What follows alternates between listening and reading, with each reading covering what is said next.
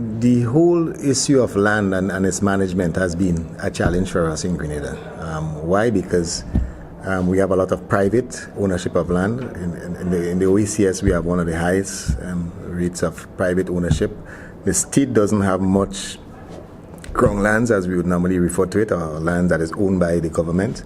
And there is mounting pressure always on the state to provide land for housing, for the poor, the needy, etc. What this policy seeks to do is provide a general policy directives of how land will be managed going forward. So it basically gives the government and all Grenadians, all citizens, guidelines as to how the asset, the land itself, the resource would be managed. One issue which is we've heard frequently, not only from landowners but also realtors and lawyers involved with the process, is the whole issue of registering land title, and the intergenerational issues. Grandparents pass this down to kids or grandchildren. Sometimes it's under a will, sometimes it's not under will. Often there is no probate, so the actual transfer hasn't taken place. The grandparents have died. And now there's a conflict amongst the grandchildren. Who owns it? Where's the title? We heard from the lawyers. This is a very cumbersome process. It costs a lot of money. It takes about a year. They have to go back 30 years of paper documents to find out if the ownership is being transferred, who owns it, is there any encumbrances on it. It becomes very expensive. In the old traditional system handed down from colonial times, it was a top-down approach. Government basically says this is what you do, and if you don't listen, we'll send the policeman around, arrest you, and send you to jail.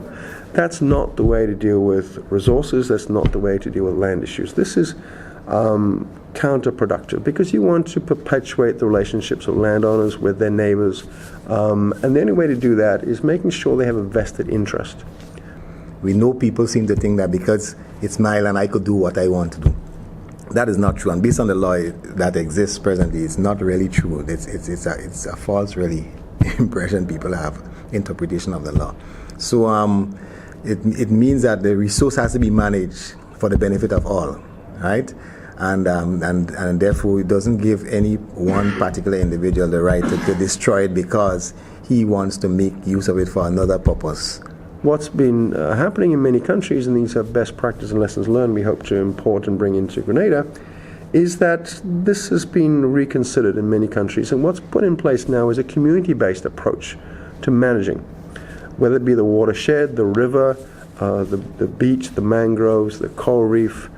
If you have a community management plan whereby the communities are the ones who enforce it, if there's any penalties and fines, it goes back to them to pay for the enforcement and the management costs, there's a vested ownership.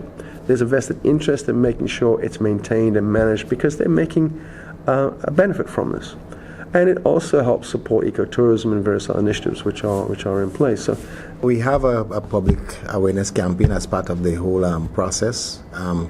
These consultations is part of the public awareness and consultation, getting feedback from the public going forward. Before the document is finalized and goes to cabinet, there will be another round of public consultation and public awareness, whether it's through using social media, wherever, to sensitize people, because we want people to read the document, we want them to comment on it, give feedback on it, so that the final product will reflect the views of the Grenadian public.